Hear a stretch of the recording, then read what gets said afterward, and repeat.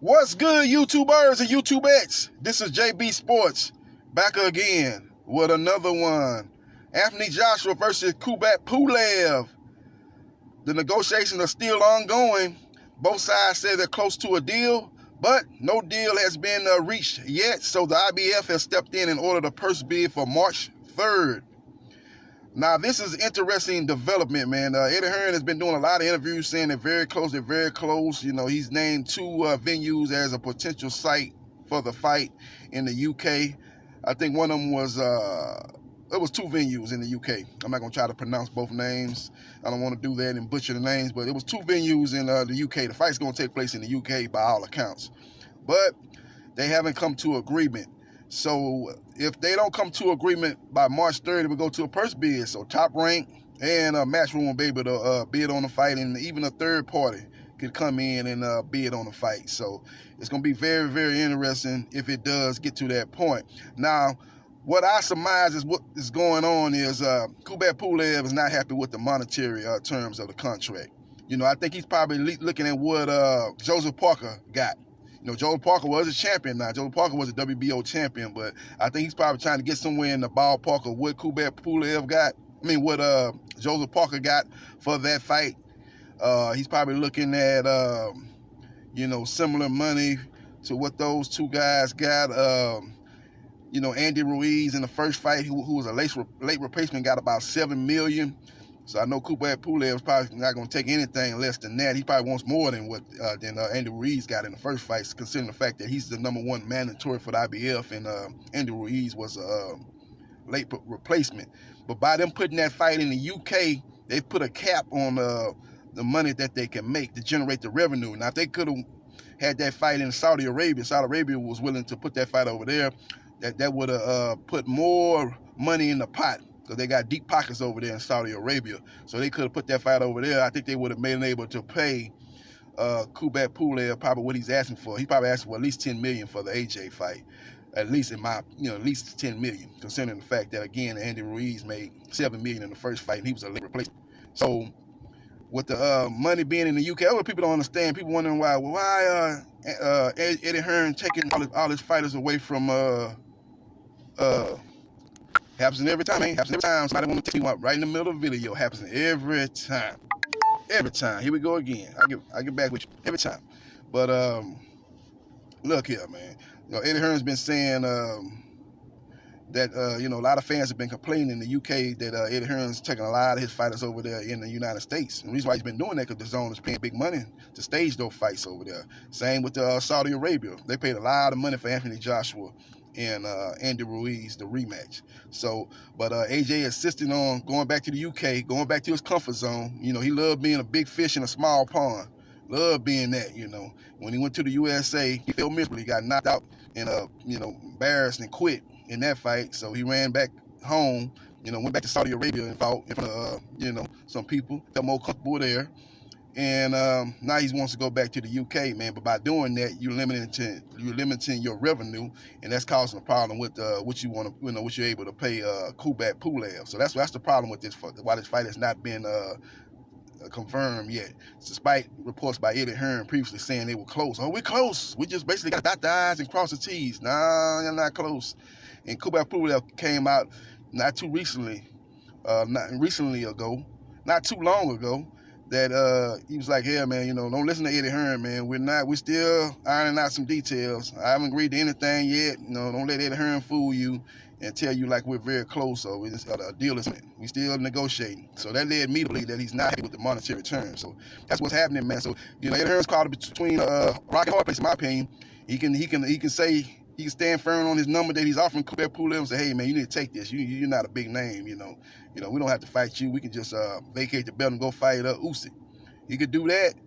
You know, he could do that. You know, but, you know, Eddie Hearn is real big on saying that Anthony Joshua has got 4 belts. He's the WBA, the WBO, the IBF, and the IBO, which is a minor league title. He's quick to say that because, you know, he feels that what makes AJ the #1 heavyweight in the world because he's got the most belts, which is ludicrous. Right now, it's Tyson Fury, man. There ain't really no argument on that front. Until he's beaten in the ring, he's the #1 heavyweight. But he's got those 4 belts. But if you strip him of one of those belts, you know, and they take him from the WBO, and then Kubrat Pulev fight, you know, Adam Karnowski. I think he's the next highest rated guy. Hey, man, that fight, Adam Karnowski could beat Pulev. Now, Al Heyman is back in the mix. He's back in the heavyweight division business. He's back conducting business in the heavyweight division as far as having a hold up under his umbrella. So you got to look at that. You got to look at that, man. It's going to be very, very interesting to see. You know, Bob Eric and them and Kubrat Pulev, they got a lot of leverage. They can say, okay, we just hold out and wait on the purse bid, man. Wait on the purse bid. I don't know what the purse bid for. I don't know if it's 60-40 or 70-30 or 65-35. I don't know what the purse bid would be, but what Eddie Hearn got to worry about is he wants to go to a purse bid. Top rank wins the purse bid. Matchroom and Eddie Hearn lose all control of the event. They lose all power of the event. This is going to become a top rank ESPN promoted event, and they'll have control of the show. And I don't think Eddie Hearn want to put his cash cow, Anthony Joshua, in somebody else's on somebody else's show where they're controlling everything. They're calling all the shots. He don't want to do that. That was the main reason. People don't want to talk about it. That's the main reason why Anthony Joshua didn't take the $50 million when Deontay Wilder them offered him that a couple of years ago, because Eddie Hearn did not want to give control of his top cash cow fighter, Anthony Joshua, to another promoter in their event. That's exactly what happened. He would have got the money, but Al Heyman, the PBC, would have been in control of the event, and Eddie Hearn don't want that. So he's got to look at all that. My 2 cents is they're going to come to an agreement. You know, they're going to either come to agreement or maybe get an extension by the IBF.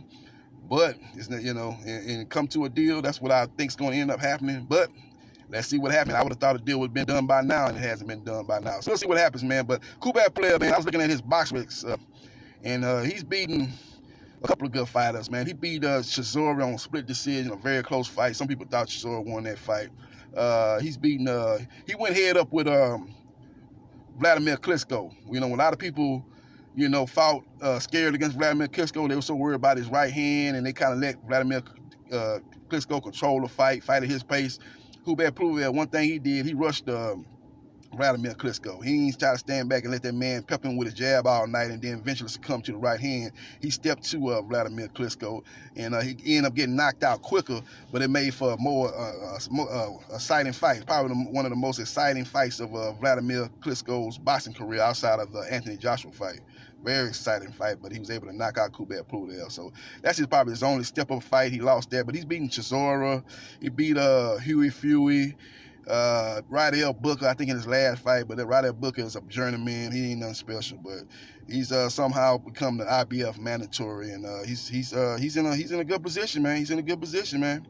You know, he's got top rank behind him, and you know, he says he's willing to go over there to the UK, but you got to pay him, man. But like I said, the limited revenue by staging a fight over there in the UK hurts. What hurts Eddie, you know, kind of prohibits Eddie from giving him what he's probably asking for. He probably asked for $10 million. Eddie Hearn probably said, we can't give you number 5 or 6. He said, well, you gave Andy Ruiz 7. He said, well, that was the zone. The zone was, you know, behind that, you know.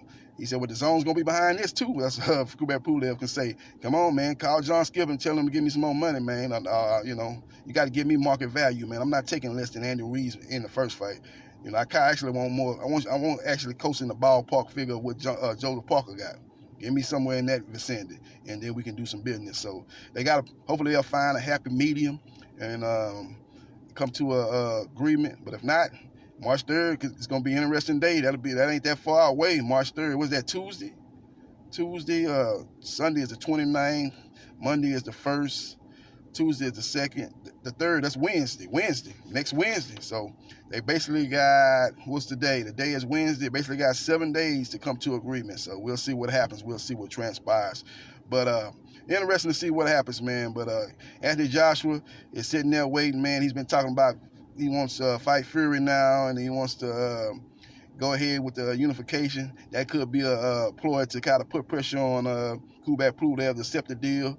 But we all know that if he goes forward with that fight with a Fury, that he will get stripped of the WBO unless they play step-aside money for Kubrat Pulev, who doesn't seem to be willing to take step-aside money. He thinks this is his chance to get a title. So we'll see what happens, man. We'll see what transpires. This is JB Sports, the man, the myth, the legend. I holla.